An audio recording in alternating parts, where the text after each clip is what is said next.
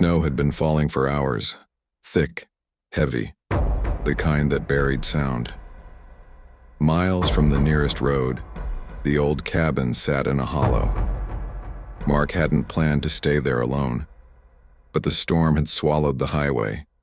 He had no choice. He lit the fire, watched it catch. Orange light flickered across the wood walls. The air was dry. Still, his phone had no signal. He found the old landline by the window, a rotary phone, yellowed with age. He laughed when he saw it. It shouldn't even work anymore.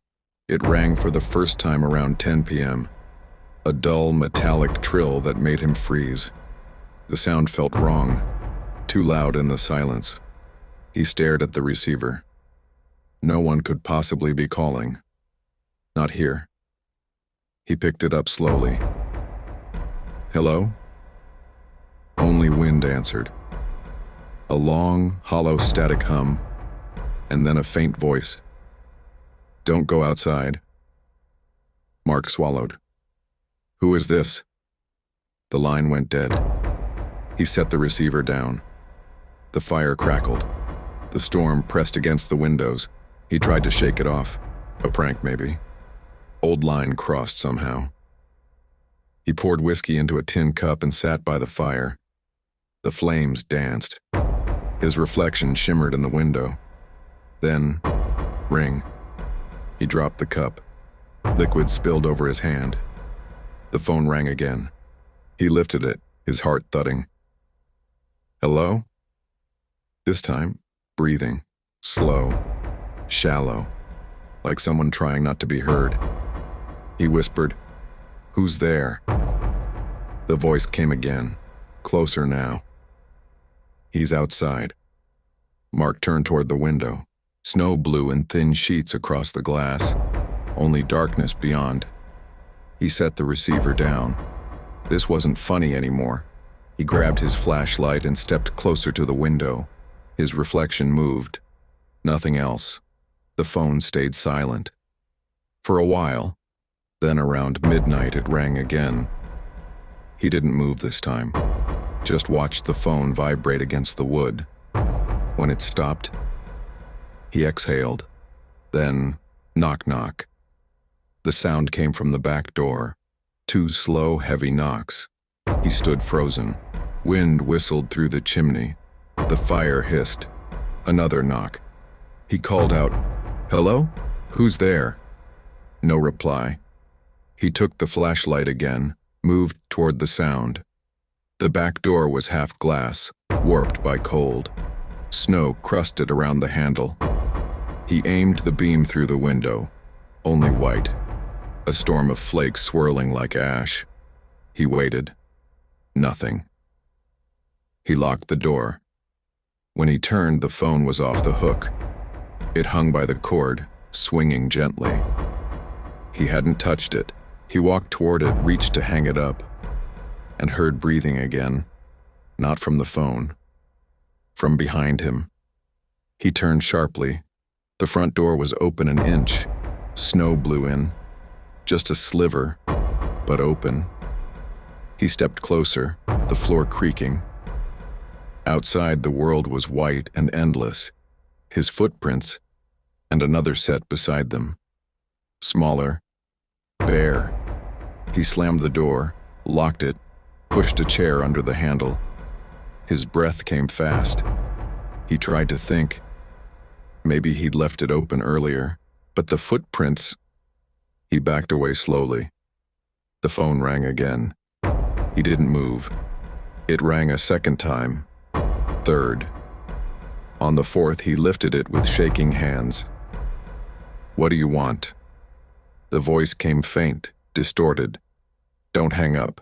He's in the house." Mark dropped the phone, spun around. The fire guttered low. Shadows moved on the walls, long, trembling shapes. He grabbed the poker, waited. Silence. Minutes crawled by. Finally, he exhaled, tried to laugh. "Enough," he whispered. "It's the wind. It's..." A board creaked upstairs. His chest tightened. He hadn't been up there. He aimed the flashlight at the staircase. Each step moaned beneath his weight. The air grew colder.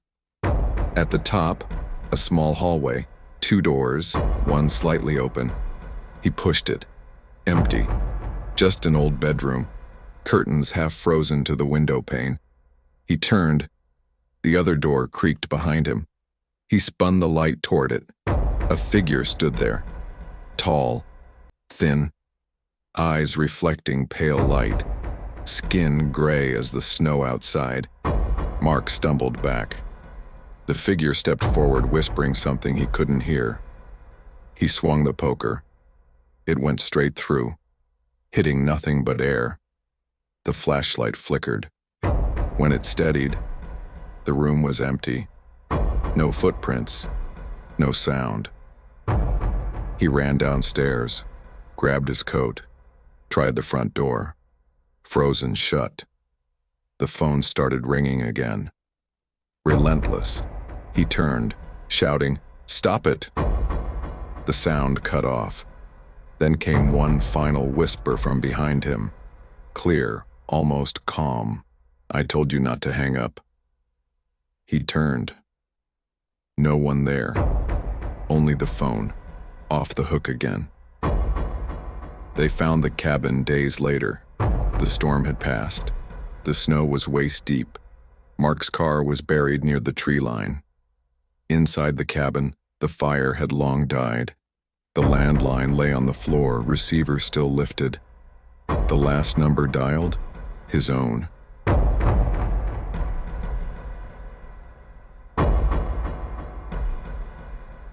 The road was almost invisible beneath the snow.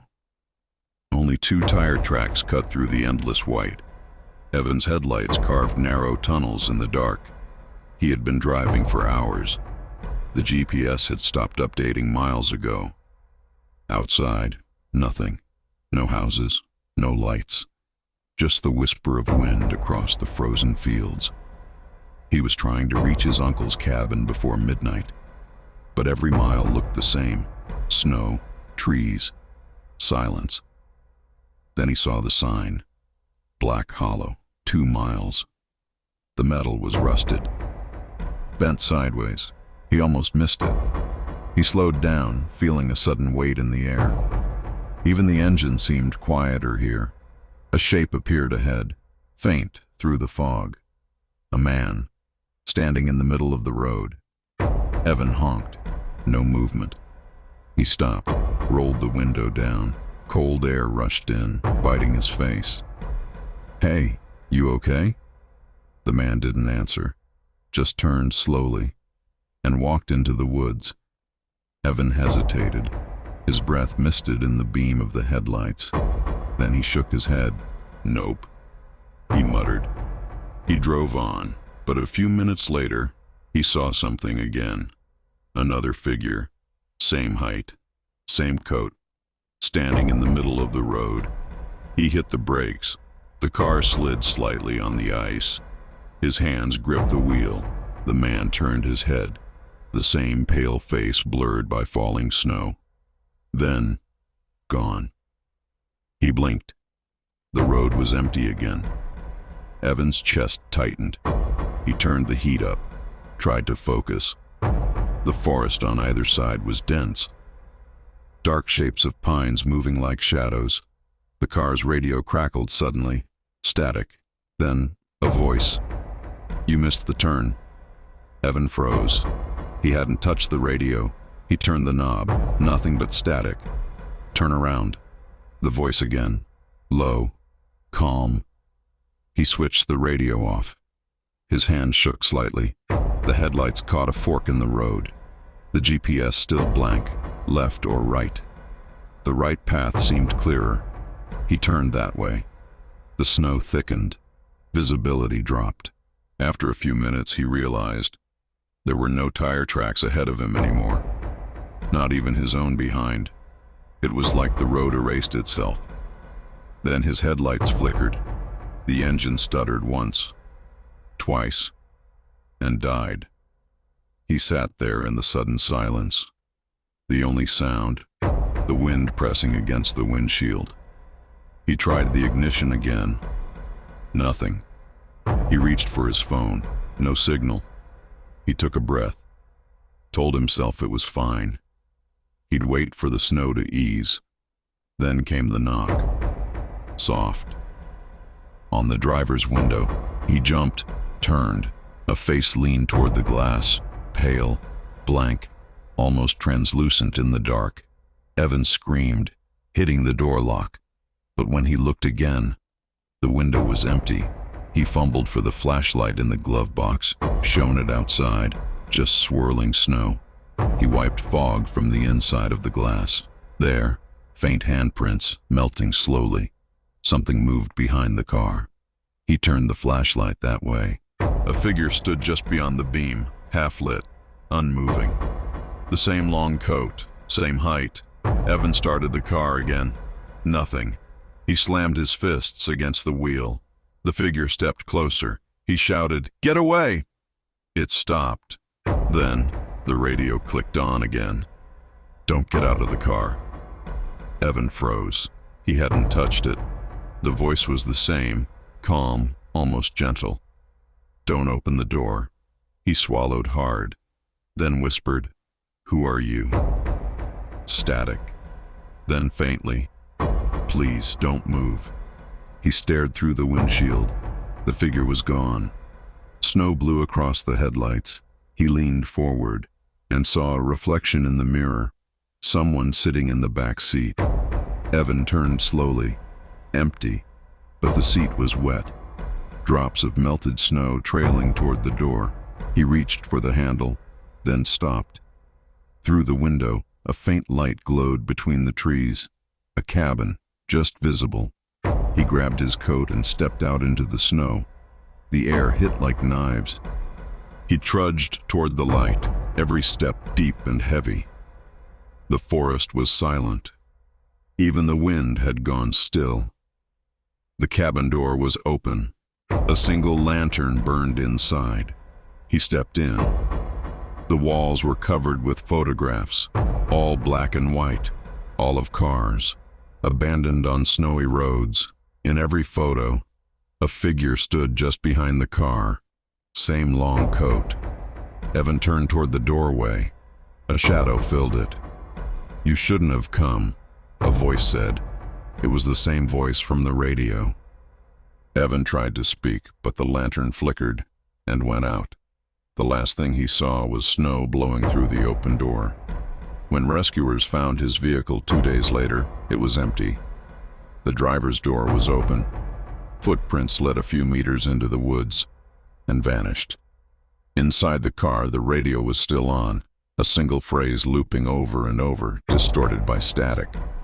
"You missed the turn."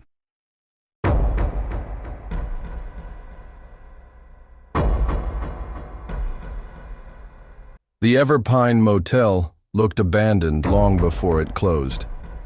Its sign hung crooked, half-lit. Wind howled through broken shingles. Sarah pulled into the lot just after midnight. Her windshield wipers squeaked with each tired stroke. She had driven all day through the snowstorm. Every hotel along the highway was full. This was the only place that still had a flickering neon light. She stepped out of the car. Cold slapped her face. Her boots sank into frozen slush. Inside, the lobby smelled of dust and old smoke. A small heater rattled in the corner. The clerk looked like he hadn't spoken to anyone in days. Gray hair, wrinkled face, eyes that never left hers. "Just one night," she said, trying to smile. He nodded. Didn't ask for ID. Just slid a key across the counter. "Room 7. Lakeview," he said, voice dry as the air. She thanked him and left. The hallway was narrow, wallpaper peeling in long curls. Every step echoed like a whisper. Room 7 was near the end. She unlocked the door. The heater barely worked. One bed, one lamp, a window facing the frozen lake. She threw her bag on the bed and sat down. Outside, nothing but white, no sound, no motion, just the faint reflection of the moon on the ice. She turned on the TV. Static. Tried another channel. Still static.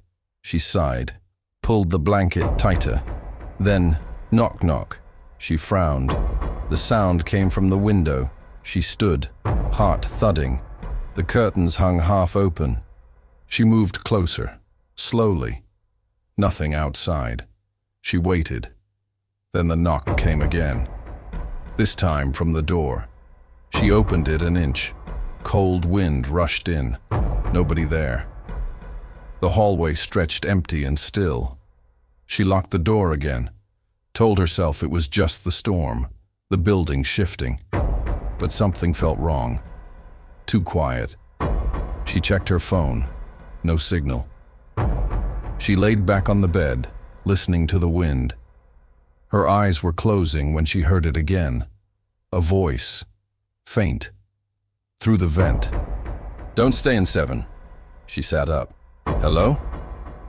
Only the hum of the heater. She knelt by the vent. "Who's there?" Static buzzed faintly, like a radio between stations. Then silence. She stood, heart racing. Maybe another guest? Thin walls, maybe. Old pipes. She laughed nervously, tried to shake it off, but curiosity won. She stepped into the hallway. The air was colder there. Lights flickered weakly overhead. She checked the next room, room 6, door locked, then room 8, locked too. But room 9 was open, the door slightly ajar. "Hello?"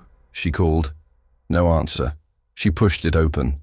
The room was identical to hers, but covered in frost. The window wide open, curtains stiff with ice. A single chair faced the lake, and in that chair, something sat. A coat, a hat, a shape beneath them, frozen solid. She stumbled back, covering her mouth. It looked human. She ran to the front desk. The clerk wasn't there, just the ringing of a small desk bell swaying by itself. She shouted, "Hello, there's someone." The lights flickered, then died completely. The hum of the heater stopped. Silence again. In the darkness, the phone at the desk began to ring. Once, twice. She lifted the receiver. "Front desk," she whispered. A pause, then a faint whisper on the other end. "Room 7. Click. The line went dead. She turned. The hallway light blinked on again, one by one, leading back toward her room. Like breadcrumbs. She didn't want to go. But her bag, her car keys, all there. She forced herself forward. Each step echoed. The lights behind her went out again one by one. By the time she reached her door, the entire corridor behind was dark. She grabbed the handle. The door was open. She froze. The curtains moved gently. The window, wide open. Snow blowing in. Her bag was gone. Footprints led from the bed to the window. Bare feet. She whispered, "No." Something moved in the reflection of the glass. Not her. Someone standing behind her. She turned. The old clerk. Or something that looked like him. Eyes milky. Skin gray. He whispered, "Told you. Not to stay in 7. Before she could scream, he was gone. The room empty. The door wide open. They found her car still running outside the next morning. Door open. Seatbelt cut clean through. No footprints leading away. The clerk? There was none. The motel had been closed for 20 years. Only one thing left behind in room 7. A frozen handprint on the inside of the window.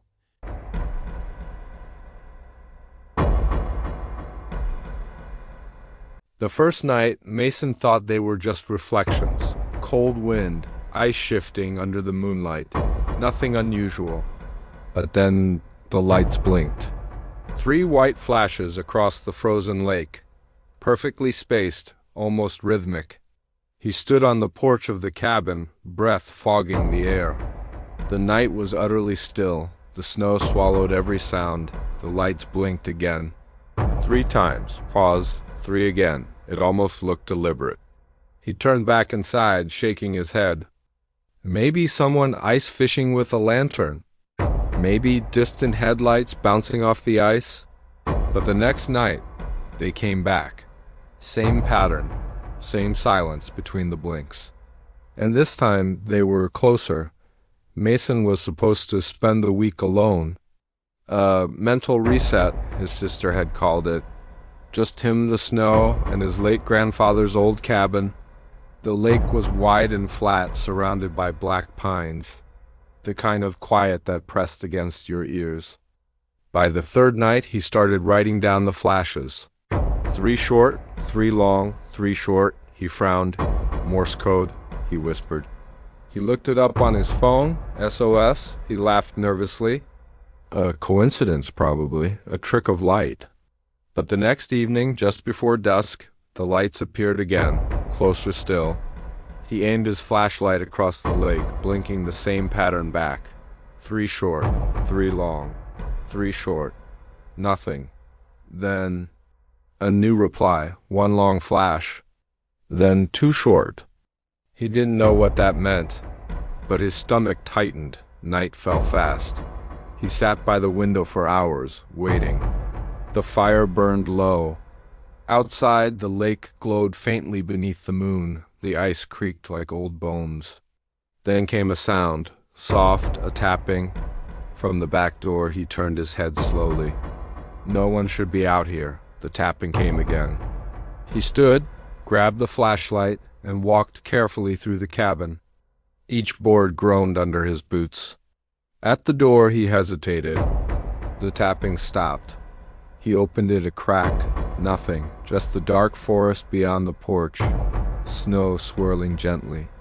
He shut it again, locking it twice. When he turned, his flashlight flickered.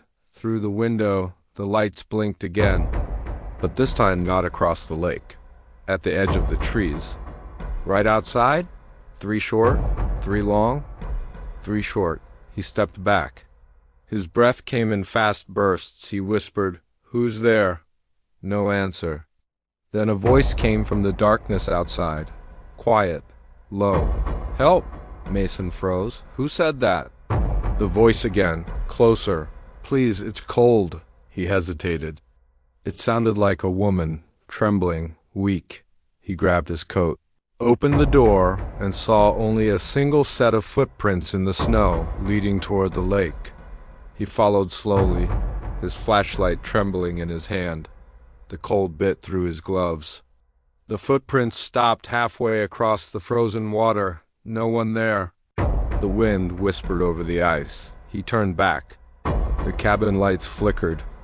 For a moment, he thought he saw a figure standing in the window. He didn't sleep that night. Every few minutes, the lights blinked again from the middle of the lake. Same pattern. Same impossible distance. At dawn, he went out again, carefully stepping onto the frozen surface. The air was sharp and colorless. His breath hung like smoke. He followed the old footprints. Halfway across, the ice groaned. He crouched down, brushing snow away. Something glimmered beneath the surface. A shape. Fingers, he stumbled back. Under the ice, a face stared up at him, pale, still, eyes open. He dropped the flashlight. It rolled, beam flickering across the surface. Then, from the center of the lake, the lights appeared again. Only now he could see what made them. 2 faint lanterns, swaying slightly. Held by no one, they began to move toward him. Mason ran. The ice cracked behind him. Footsteps echoed, though no one followed. He reached the porch, slammed the door, locked it, pressed his back against the wood. The lanterns still burned out there, hovering faintly over the lake.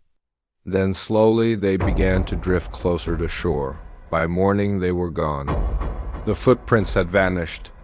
But on the porch, something new, a wet handprint on the wood. And carved into the railing with something sharp, Stay inside when they call. When his sister arrived 2 days later, the cabin was empty. The fire was cold.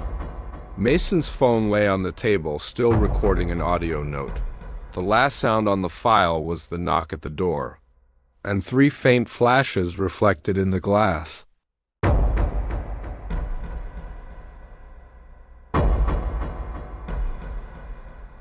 The wind howled through the cracks in the old farmhouse. Snow pressed against the windows like a living thing. And for the first time that winter, Nora was alone. Her husband had gone to town before the storm hit. He'd said it would only be a few hours. That was 2 days ago. Now the world outside was white, and the world inside was too quiet. Nora kept the fire going, feeding it with splintered wood from the shed. Every sound seemed louder than it should be. The pop of the fire, the groan of the walls, and sometimes something else. It started the first night she was alone, a faint tapping beneath the floor. At first she thought it was the house settling. Old wood, cold air, nothing unusual. But then the sound moved, from one corner to another, slow, deliberate, like footsteps, under the floorboards. She'd frozen where she stood, the poker still in her hand. The fire crackled softly behind her. The tapping stopped. Nora listened. Her pulse thudded in her ears. Nothing. Only the storm outside. When she finally went to bed, she told herself she was imagining it. That fear could make sounds out of silence. But when she woke up, the footsteps had returned. The second night, they came closer. She heard them start beneath the parlor, then the kitchen, then directly under her room. One step, then another, then a pause, like someone was listening for her breathing. She covered her mouth with her hands. Her body trembled under the blanket. The floorboards beneath the bed gave a soft creak. And then, nothing. When morning came, she searched the cellar. There was nothing but stone and dirt. No space for anyone to walk. Still, the footsteps continued. By the third night, the storm had buried the road completely. No chance of leaving. No way to call for help. The old phone line had gone dead hours ago. Nora sat by the fire, clutching her coat tight. She hadn't slept. Her eyes were raw. The wind moaned through the chimney, and in between gusts, she heard it again. A slow shuffle. Under the floorboards, moving toward the center of the house. She followed it with her eyes. Every sound mapped to a memory of where it was coming from. The hallway, the kitchen. Then, right beneath her chair. Her breath caught. The wood groaned softly under her feet. She whispered, "Who's there?" Her voice sounded foreign in the silence. The footsteps stopped. She waited. Seconds stretched. Snow hit the windows like fingers tapping. Then a new sound emerged, faint scraping, as if something was being dragged. Nora backed away slowly. The sound followed, under the boards, matching her steps. She grabbed the lantern from the table and ran to the cellar door. The handle was cold. Her breath fogged in the air as she lifted the latch. The hinges screamed. She descended into the dark. Her lantern shook in her hand. Dust floated through the beam of light. At first, she saw nothing unusual, just walls of old stone, half frozen with moisture. Then, she saw it. A section of dirt that looked freshly disturbed, flattened but uneven, as if something had been buried there or trying to crawl out. Her heart pounded. She stumbled backward, knocking over a wooden crate. The sound echoed through the room, and from above her she heard the floorboards creak. Slowly. 1, 2, 3 steps. Right above her head. She dropped the lantern. The glass shattered. Light went out. For a moment, everything was dark. Then, a single sound. A whisper, right next to her ear. "You shouldn't have come down here." When rescuers reached the farmhouse 3 days later, the snow was waist-high. The door was open. The fire had long gone out, and the cellar steps were covered in ice. They found no sign of Nora, only her coat, folded neatly on a chair beside the hearth. The investigators noted something else, too. A faint trail of footprints in the dust below the floorboards, but no entrance and no exit. Just the sound of dripping water and a single patch of disturbed earth, still shifting ever so slightly, beneath the frozen house.